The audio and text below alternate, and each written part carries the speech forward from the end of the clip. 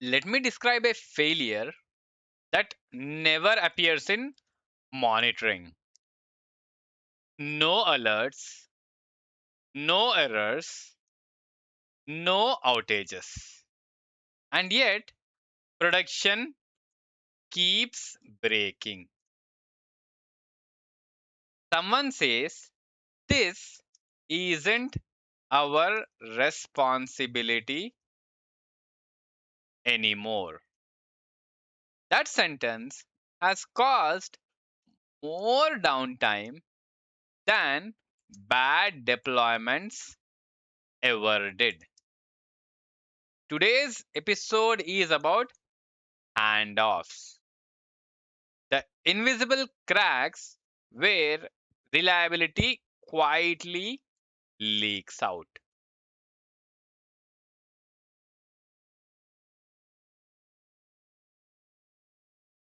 Quick pause. If these real production stories help you think like an on call engineer, like the video and subscribe. I am running a 30-day DevOps incident series. People who follow along and comment their thinking process will receive a free DevOps simulation ebook. All right, let's talk about the most dangerous transition in engineering. A handoff is not just work moving from one team to another, it's responsibility moving, context moving, risk moving. And every time something moves, something is lost. Reliability doesn't break inside teams, it breaks between them. On paper, this looks clean. In reality, every arrow here is a drop point for context. Each team sees system differently. Development team sees features, platform sees infrastructure, ops sees stability, on call sees pain. No single team sees the whole picture. So when something fails, everyone is partially right and completely wrong. Partial ownership creates partial safety. Here's what happens in real companies. Dev ships something assuming infra behavior. Platform changes infra assuming app behavior. Ops monitors symptoms without context. On call inherits everything at night. No one is intelligent, everyone is incomplete. Handoffs don't fail loudly, they fail silently until stress arrives. This is where most failures actually begin. A single change, it doesn't stay in one place, it touches the code, it touches the configuration, infrastructure, data, and traffic. Now, look at this dotted line. Those aren't systems, they are people, teams, handoffs, Slack messages, tickets, assumptions.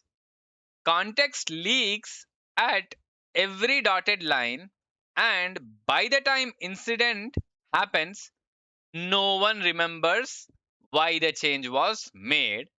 only that something is broken. During incidents, handoffs don't add clarity, they add time. Everything slows down. We need to check with them. They understand it better. Let's wait for the confirmation. Waiting feels responsible, it feels careful, it feels safe. But systems don't wait. Traffic keeps coming, data keeps changing, impact keeps growing. Incidents punish hesitation, and handoffs create hesitation. From the business side, handoffs looks like incompetence. Why does it take hours to decide? Why is everyone pointing elsewhere? Who is actually responsible? The business isn't wrong, they are seeing decision latency. Decision latency is a reliability problem. Mature teams don't eliminate handoffs, they design for them. They document intent, not just actions.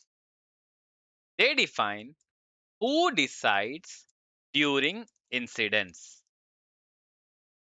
limit number of transactions, keep ownership throughout the life cycle.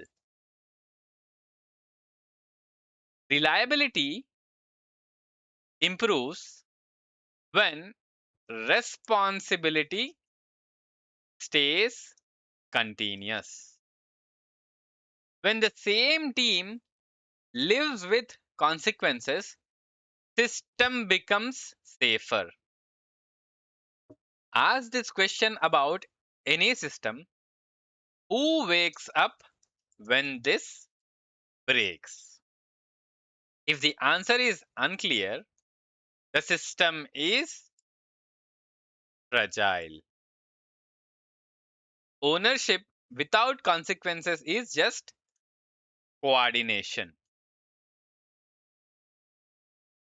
This is day 26 challenge.